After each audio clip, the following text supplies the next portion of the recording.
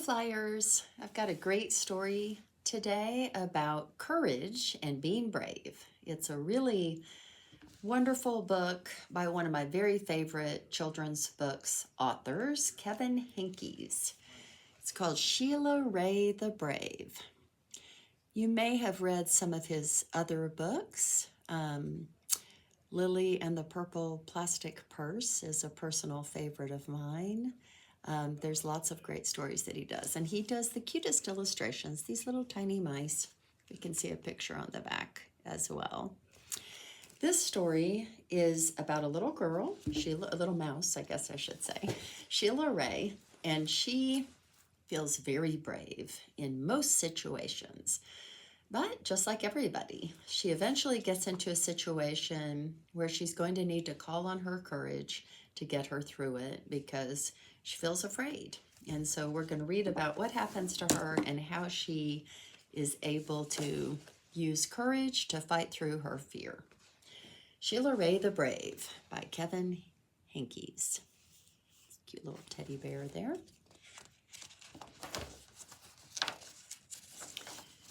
All right, here we go. Sheila Ray was not afraid of anything. She looks pretty brave balancing on one leg in that chair. She wasn't afraid of the dark. She wasn't afraid of thunder and lightning. And she was not afraid of the big black dog at the end of the block.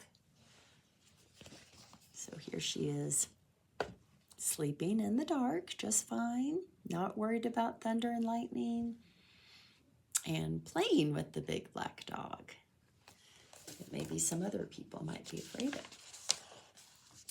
At dinner, Sheila Ray made believe that the cherries in her fruit cocktail were the eyes of dead bears, and then she ate 5 of them.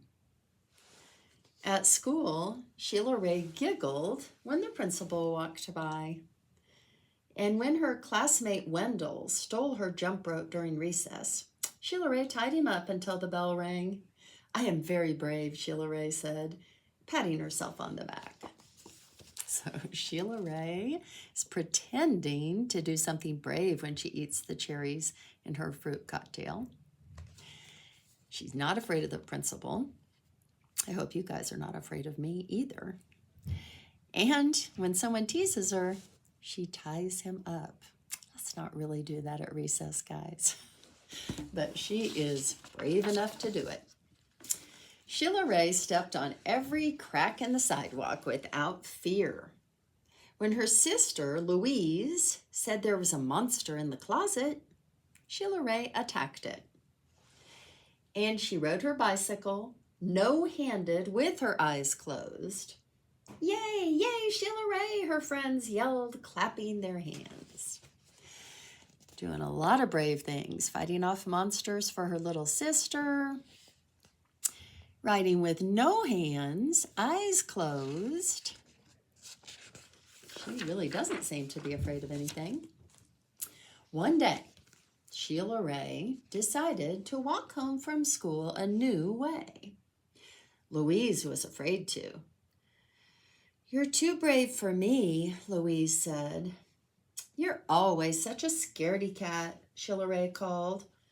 "Am not," whispered Louise. Now, Louise is her little sister, the one that she fights monsters for. And when she says, "I don't want to go a new way home to school," Sheila Ray calls her a scaredy cat, which is not very nice. You don't want a name call. Sheila Ray started off skipping. "I am brave," she sang. "I am fearless." She stepped on every crack. She walked backwards with her eyes closed.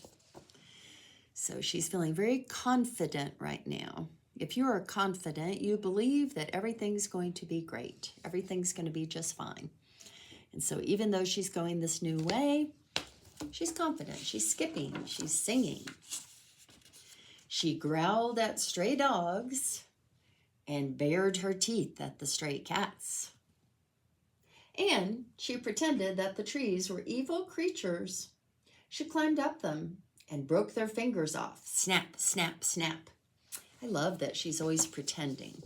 She has a good imagination. We see that when she fought the imaginary monsters, when she pretended her cherries were eyeballs, and when she's pretending this tree is a monster and she's snapping off the fingers. Now, who do you notice that is actually following her? Do you see right there?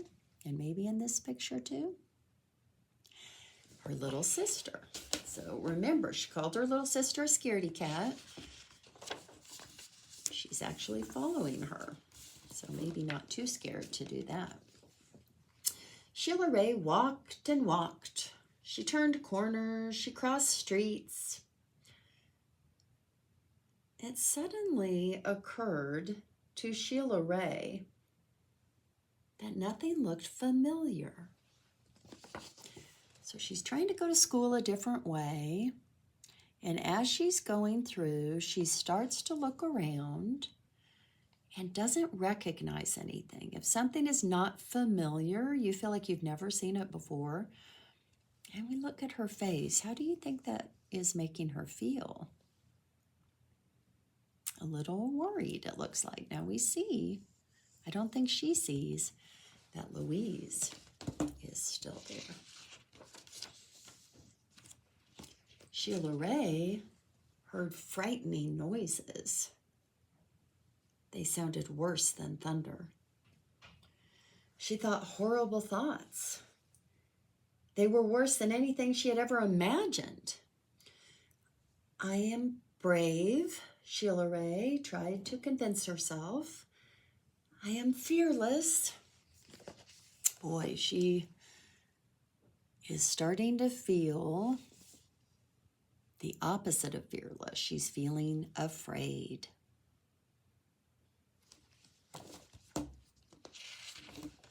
Feel bad for her. If you've ever been lost, it can be a very scary feeling. The sounds became more frightening.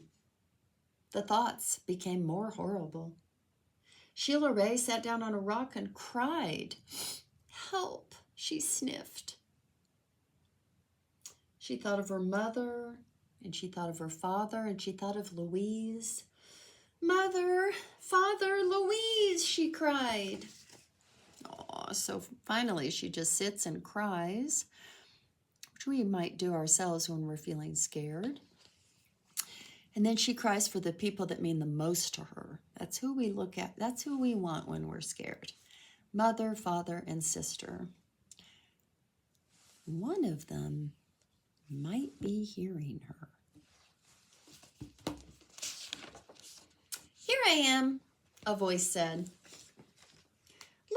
Louise! Sheila Ray hugged her sister. We're lost, Sheila Ray said. No, we're not, said Louise. I know the way home. Follow me. Aw, boy, is she happy to see her. If you've ever been lost or felt alone, and all of a sudden you see a familiar, kind, and loving face, it is the best feeling in the world, and Sheila Ray is feeling it when she's so happy to see Louise. Now, Louise says, I know the way home. Do you think she does? Louise stepped on every crack. She walked backwards with her eyes closed. She growled at stray dogs and bared her teeth at stray cats. This sounds a little bit familiar. It was Sheila Ray doing that. And it has turned into little sister doing that, because now it's little sister that has confidence and feels courage because she knows the right way to go. And she pretended that the trees were evil creatures. She jumped up and broke their fingers off. Snap, snap, snap. Sheila Ray walked quietly behind her. They walked and walked. They crossed streets. They turned corners.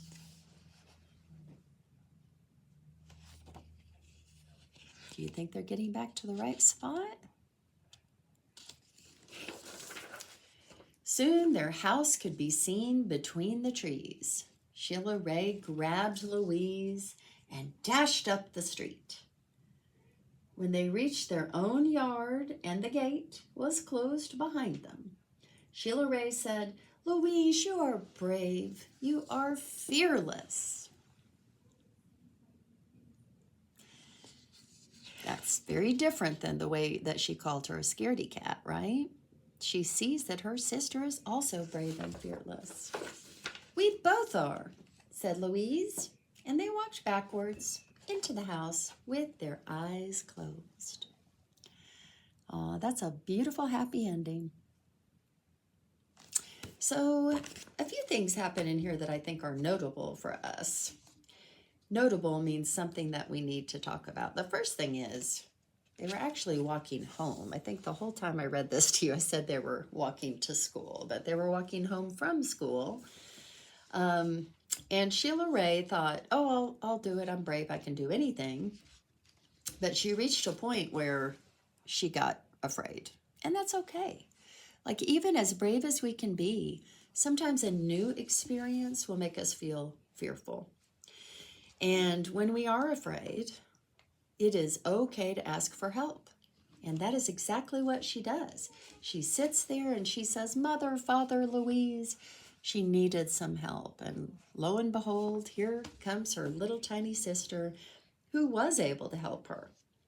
Now, at this point, we could have seen Louise say, "I'm not going to help you. You called me names. Find your way home by yourself." But she didn't do that, did she? She didn't even bring it up at all. Instead, she helped her sister, she hugged her sister, and she made her feel better. And because Sheila Ray now had someone to help her, her own courage was able to grow, and she was able to walk and find her way with the help of her sister. And at the end, they both felt happy and brave. I like it too that it's the little sister that's helping the big sister, because we, no matter how small you are or how young you are, you can be a helper and you can be the brave one that knows what to do. So this was a great story. I hope you liked it as much as me. We do have some Kevin Henkes books in our library that I think you should look for. They're always really well illustrated. They have good vocabulary words and fun stories. So I hope you liked it as much as I did. And I hope you will practice your own courage today. And if you're feeling courageous, look around and see if you can find someone who might be feeling afraid, and then offer to help them and see what you can do. If you can be like Louise in the story and help someone find their own courage. All right, I hope that you enjoyed that. I will be back after spring break with another wonderful book to share with you. Have a great day.